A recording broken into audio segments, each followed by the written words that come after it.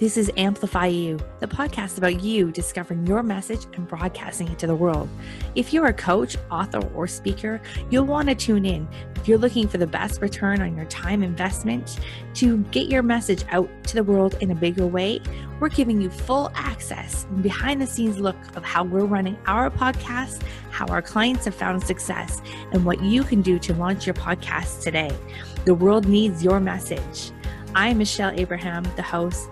Join my family as we unleash your unique genius and find the connections you need to launch your adventure today. Join us and let's get amplified.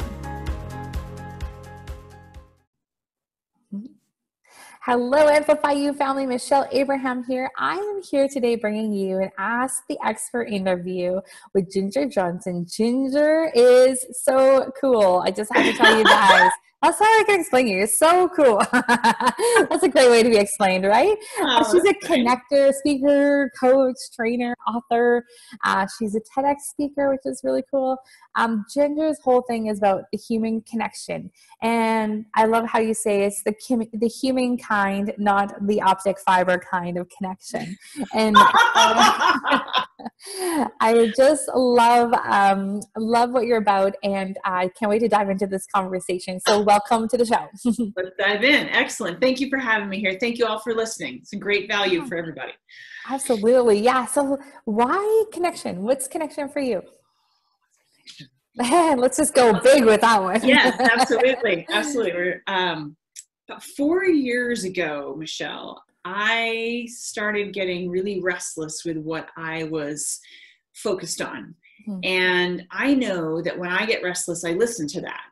So I am noodling on something. I'm trying to figure something out. I've moved my furniture around enough, and I'm still searching for that thing. So I thankfully had a get together with a girlfriend who's also in the transformation coaching space. And we would trade ideas and support each other and ask questions and so forth. And we met, and she said, Ginger, what if your thing isn't that thing anymore? What if you're done with that thing? Mm. And it seems like such a simple question, Michelle. And how often are we not asking ourselves the really simple, obvious questions? That's why having your ripples, your closest people to you, be able to say, hey, Ginger, maybe you want to think about this, or what about that? And so that friend said, what if it's not that anymore?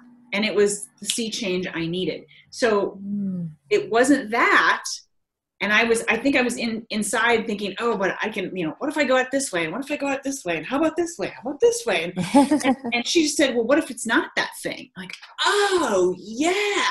And I remember this big sense of relief, liberation of, yeah. And that was fine. I'm good with change. Mm-hmm. I'm good with change, Michelle, because it's coming at you anyway. And like a friend of mine says, you might as well open up your arms and give it a hug, because here it comes. So I knew it wasn't that thing anymore. So then I thought, well, what is it now? What am I shifting to? And so I gave myself the time and the grace, even though I'm incredibly impatient because we got a lot of world to change, to turn my super tanker. And it's not like a Jeep Wrangler. It doesn't just turn. It's a big wheel, and it's long change sometimes for some people. Some people know what it is right away, but I didn't. Partially because the world to me, Michelle, is absolutely astoundingly, humblingly amazing. And the opportunities we have in free nations to pursue what it is we can do with and for other people blows my mind. I think that's where my hair went. Are we so lucky? So crazy. Yeah. So I literally blew your hair out. Right. It's like, woo, okay. So I started turning that super tanker, and I would pop up like a groundhog and say, oh, well, what if it's this? Oh yeah, it's this. And you get all frothed up. Like, that's an entrepreneur. It's both a gap and an opportunity. So we have to discern which one it is. And so I would do that, like, oh, yeah, go back down. Like, nope, not quite. So then I'd pop up again. I did that 3 or 4 times. And the last time, of course, it's always the last time, like, oh, it's human connection. Oh, and by the way, it's always been human connection, whether it's been my marketing, my firefighting, my bread store, my hardware, whatever it is, there's always been connection. And that's when I knew that's what it was. So then I paused right away and said, okay, so what is it? Oh, it's this thing. And to me, I don't use the P word. I don't use the passion word, Michelle, because we're passionate about stuff. You hear crimes of passion. Well, I don't want to do that. We hear different ways. And if that's your jam, great. I don't use that word. I use purpose. And so even my book, the canon, which was the first thing I did because I wanted to be really clear on the what is it?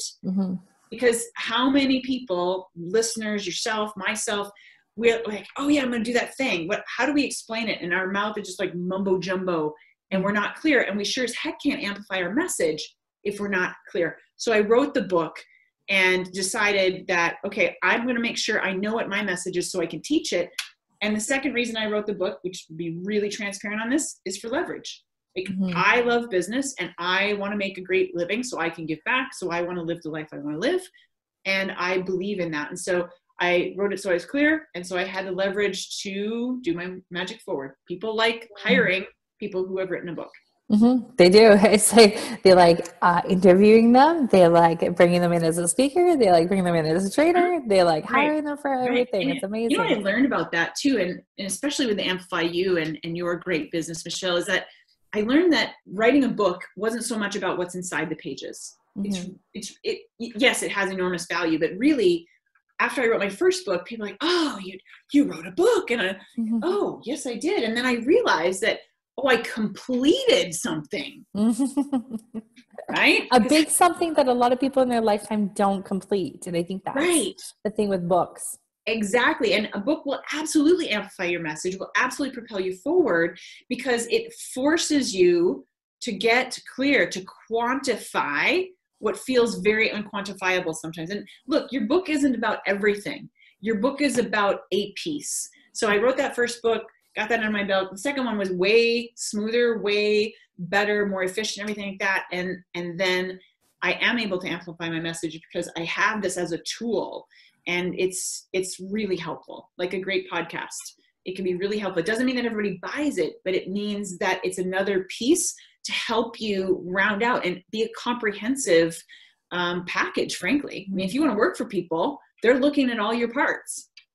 Was your second book about connection as well, just in a different space, or was it a completely different topic? Great question. My first book was about, okay, are you ready for this? Yeah. My first book, I'll show you. It was from the previous work, and it was, it's this one. Beer to Woman. Oh, amazing. How to sell me what was this? How to sell me a drink? How did you sell? My previous business was Women Enjoying Beer, the world's only company that studied women and their relationship with beer. Wow. Qualitative research. So that research, learning how to do research, Michelle, was really helpful in writing this. Now, that's a trade book.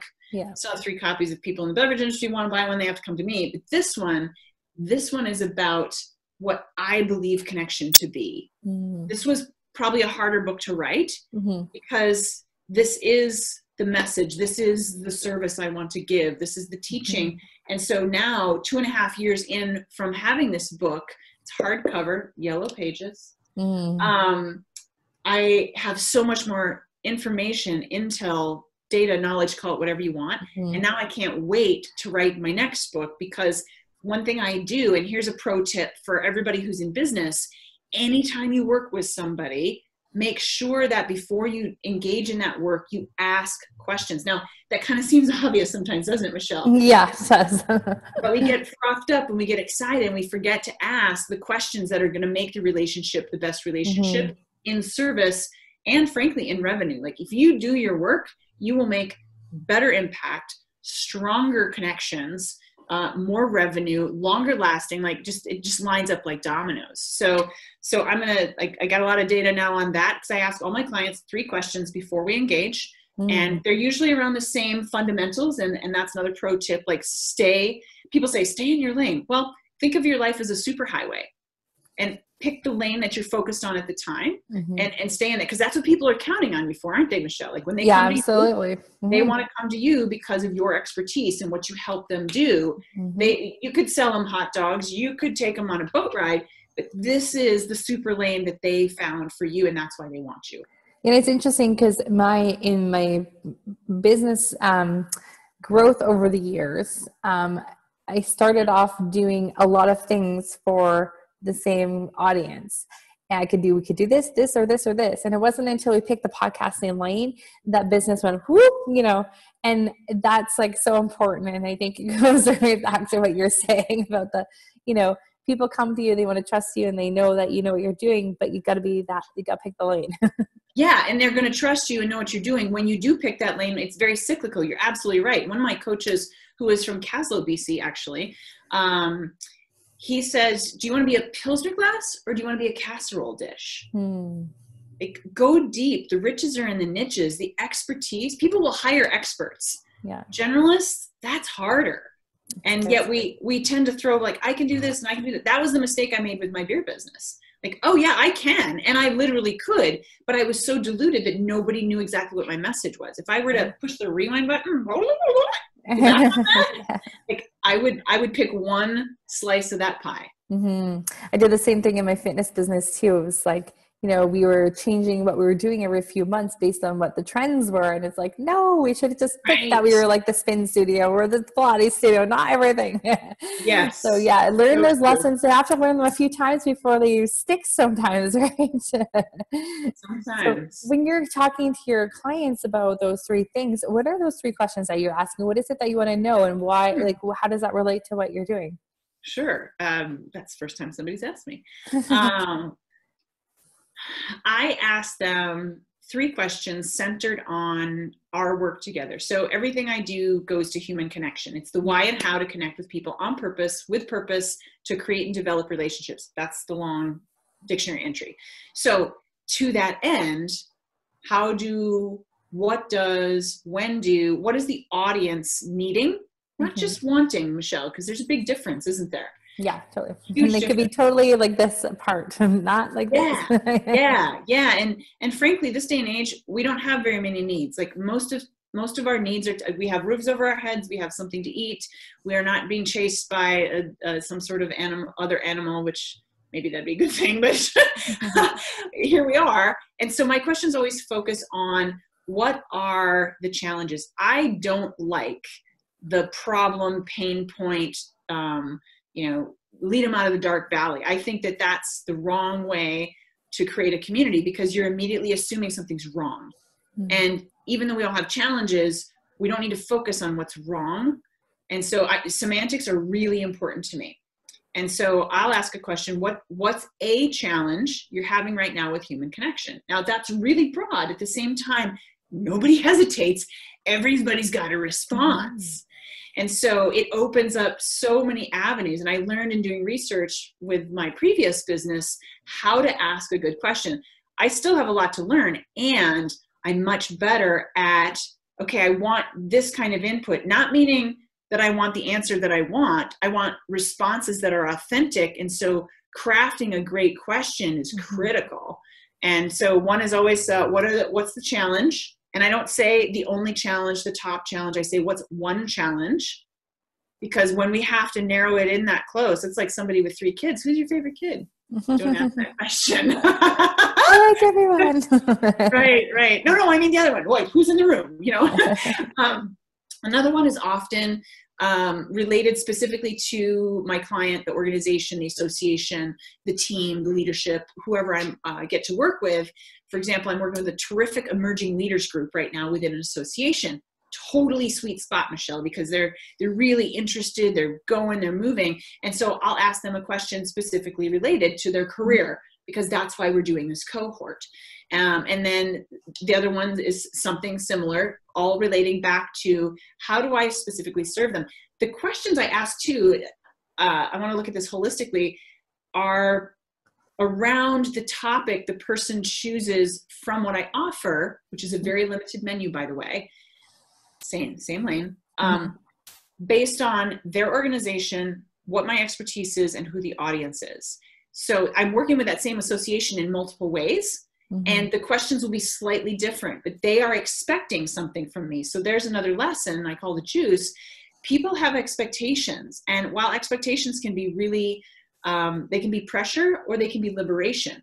I like to think of it as an agreement. Hey, I'm working with this emerging leaders group. We're calling it a Let's Grow series in this particular case.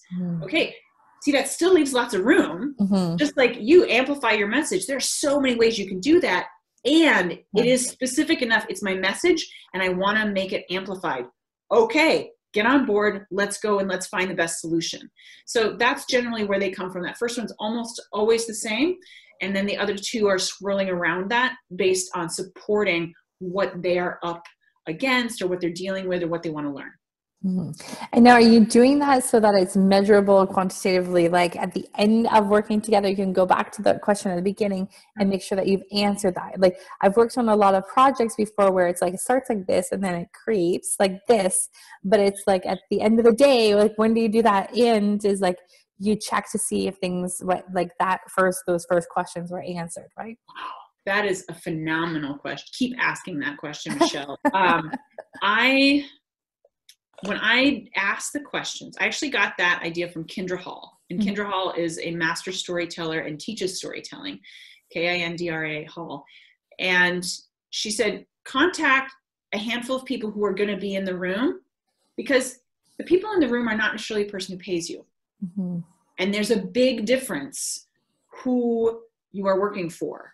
And so I look at the one who signs the check. Literally. And the audience is important. I know if I make my client happy, then they will perceive that the audience is happy. Right. And you know, surveys are a sticky wicket. I don't put a lot of sauce in surveys, Michelle, because there's so many ways to misinterpret and bad questions abound.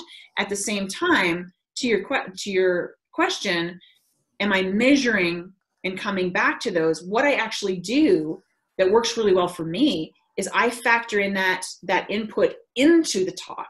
Mm-hmm. And so it's unmistakably about them. Mm-hmm. And that's a win right off the bat. Now, I'm a storyteller. I'm very lively. When I'm in the room, I move around. Even when I'm on Zoom, I'm moving around, as you can see. And so I also am fortunate. I have a really strong memory for certain things. And so that serves me really well, to be honest. Keep notes if you don't have as strong a memory, but I tuck in those pieces and those exact words. Pro tip, use people's exact words. Do not paraphrase. Don't assume you know what they mean. Because if you came to me and said, Ginger, I feel so busy. And I say, oh, Michelle, you're feeling overwhelmed. No. Those are two different things. Yeah. Right? So yeah. And I can come back and gauge that. And a lot of my clients like to put out surveys. Okay, great. Whatever. That's their choice. It's interesting, but it's not the end game for me. Just like reviews, I honestly don't care a whole lot about reviews. Mm-hmm. I care about the people in the room right now and having these kinds of conversations, because that's where people test your mettle. That's where they see if you're their person or not. Mm-hmm. And so I don't measure it, but I will circle back to say, oh, and then I touch base many times.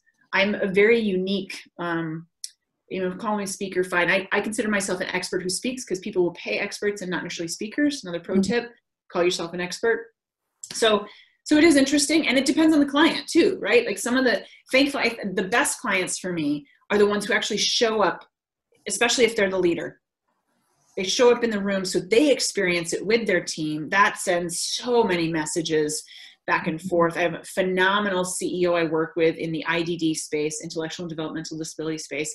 And she shows up for every single training. We did 3 right in a row in February. She was at every single one. Did she have other things on her plate? Yes, she did. She knew she needed to show up. She wanted to show up. Plus, I'm a different show every time. So even though it's a different main audience, like she got something different. And I got to highlight her differently each time too. So I get to amplify her message and her vision as another voice. That's awesome. Now, I noticed on one of your taglines is that connectors are going to change the world. What makes you say that? And I'm curious your take on that. Yeah. So I don't use the N word, Michelle. I use the C word. I don't personally use networking. I use connecting. And connectors change the world because, in my definition and how I teach, first of all, there's no judgment. Call it whatever you want. I think of network as a noun.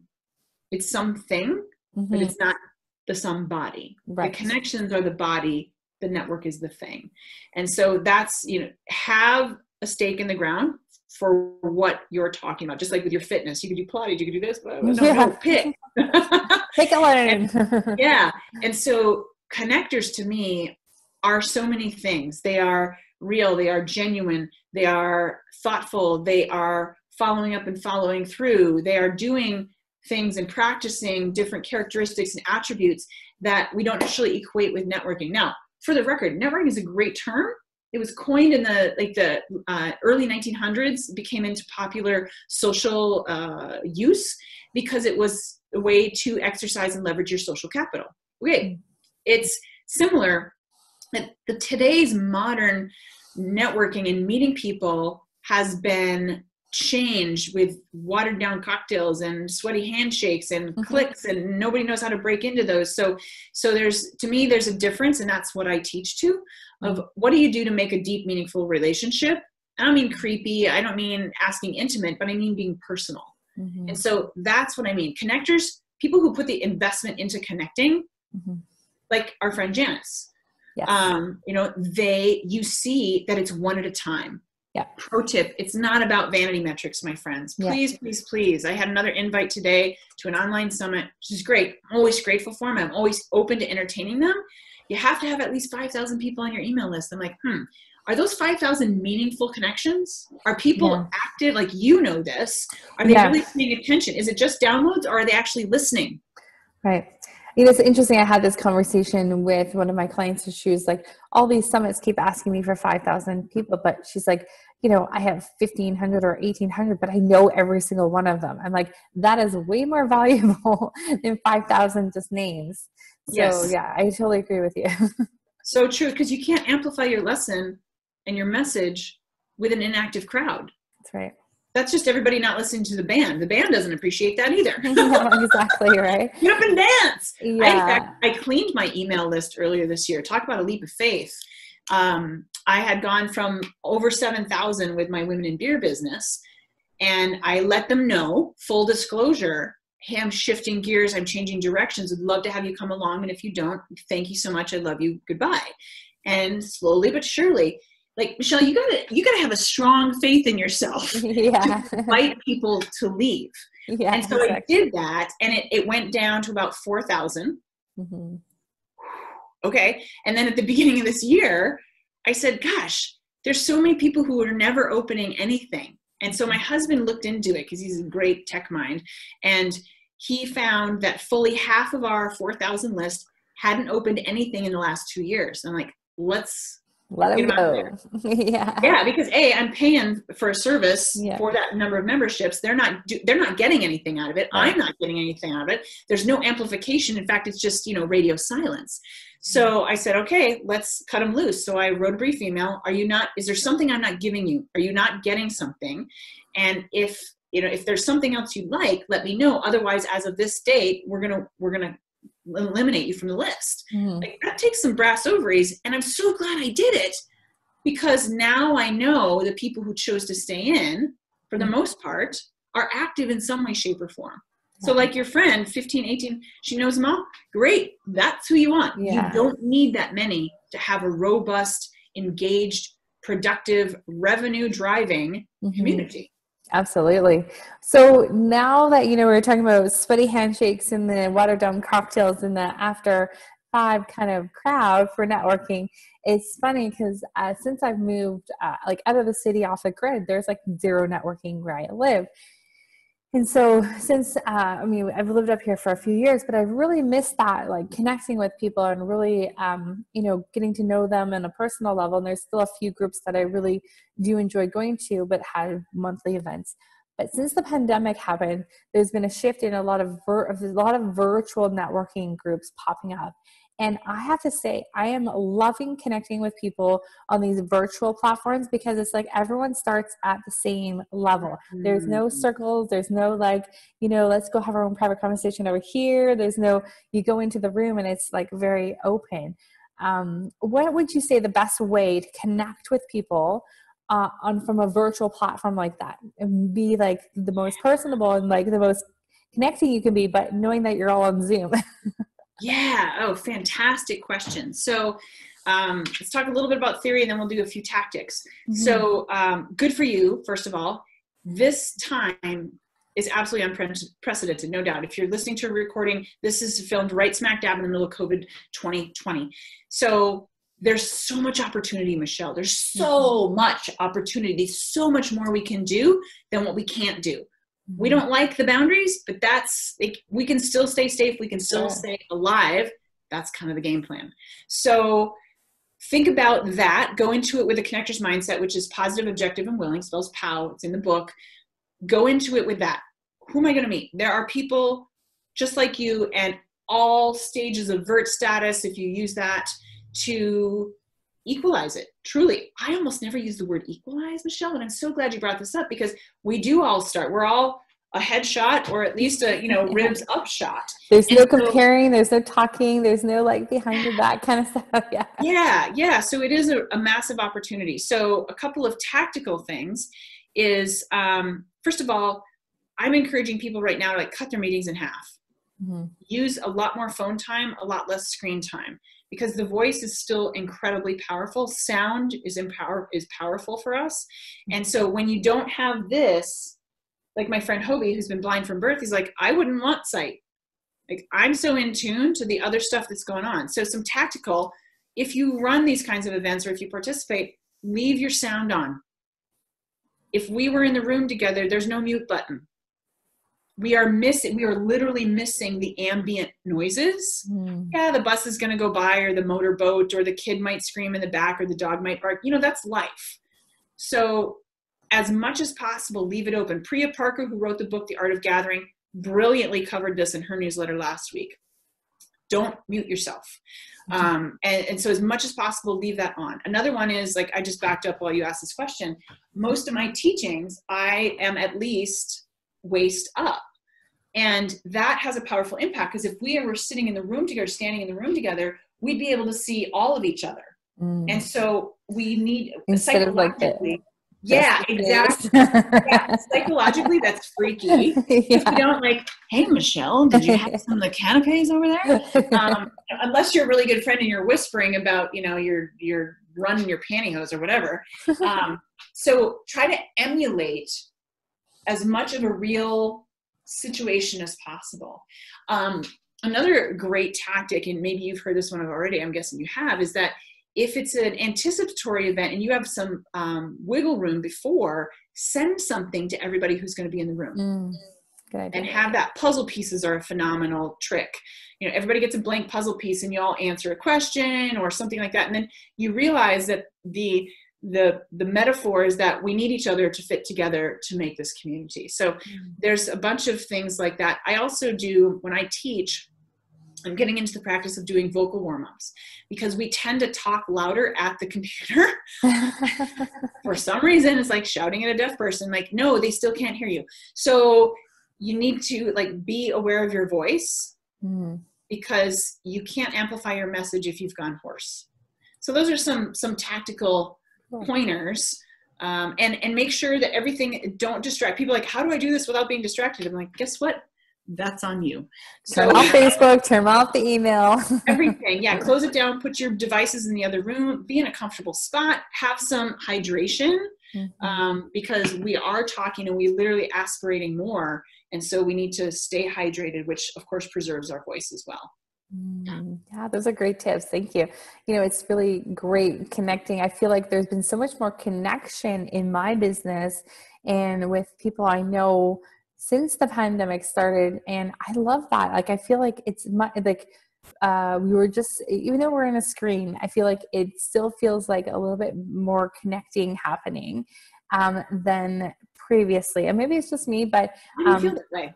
I feel that way. I feel like there's just this explosiveness of connectivity around, like, especially in the entrepreneur community. Like, as soon as Janice met you, she interviewed you, she connected me with you, like, and I interview you, I love you, I'm going to connect you with somebody else. Like, I feel like there's a lot of that going on. There's so much weaving into all of my communities right now. And I love it. Like, I'm a huge connector. I feel like that's like one of my things that I could do all day long and never get paid for it and not care. And if I could just do that all day long, that's awesome. Right. And so I just feel like I don't know if people are caring more, or they're they're more open to meeting people virtually. But I tell you, it's saving a lot of time in like driving to meetings and paying for meeting space and, you know, connecting this way. I mean, I was flying a lot to conferences to meet people and to expand my network and stuff. But, you know, it's nice to be able to do it online as well. Saves more family time for me. A lot of people probably feel the same. That's another opportunity of this. And it's we need to look in the rear view on this, Michelle, and say, were those practices the best practices? Could I have changed before? Well, yes, we could have. Mother Nature just squeezed the accordion. Yeah. And I think some of what you're feeling and what a lot of people are feeling is now we have to be a lot more intentional. There's a lot less incidental and there's a lot more intentional. So if I want to stay connected, and more than stay, we're really, the emotional side of it, Michelle, has really kicked in. The existing loneliness and disconnect epidemic identified by the American Psychological Association, this has taken a huge spike. Yeah. Huge spike. I have a wonderful coaching client. She happens to work with the WHO, and they're looking forward, like, what is the mental health crisis and how is that developing? And so with the intention that you're talking about, you know, you're happily embracing that this is a unique opportunity. And when it boils down to it, this is what it is. So again, put the lament on the shelf and figure out how to best do this so you do feel connected. And it's really about the emotion and the feeling, because we're social creatures. We all know this. Doesn't matter if you identify as a wallflower or dancing on the table. We all want to have that feeling of belonging, worth, and value. And so I love that you shared, yeah, I'm enjoying it more, and it's different. It opens up the globe. You know, there's only so many people at Ruby Lake. There's only so many people. For sure. Yeah. And that's great. And the tendrils and the opportunities of the true network is mind-blowingly wonderful. Yeah, it's amazing, isn't it? We feel lucky to be a part of this and, you know, be able to connect with people and just, you know, share that human experience with them, even though we are through screens. Like, I think you can still be a human, you can still be authentic, you can still connect and have a personal connection. Through screens. Right? So Ginger, if people want to find out more information about you, where to connect with you, where to work with you, where do we look for you? Oh, Michelle, I love you. gingerjohnson.com, GINGERJOHNSON. That is my hub, my website. They can go there. From there, I am very active on LinkedIn, so requests are welcome. Let me know that you watched this great show with Michelle. And I have a YouTube channel, which includes my speaker reel, my TED Talk, and a whole bunch more how-tos and ways to think about human connection. Twitter, Instagram. So there's a bunch of, I have my own show, The Not So Secret Ingredient business show. It's, you know, I know somebody who's probably going to be on there. Anyway. So yeah, but gingerjohnson.com is the way to start. That's where the book is found too. I do not sell it online anywhere else. Awesome. That's so great. Guys, make sure you connect with Ginger. Invite her on your show. She's a great guest, you guys. And, you know, love that connection. And I love the message that you're bringing out here today. So thank you for joining us today.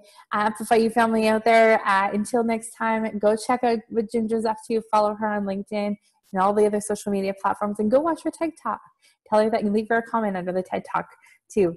So thank you so much, Ginger, for being with us today. I look forward to connecting again with you soon. Thank you, Michelle. You're a great host. Keep it up. Thank you.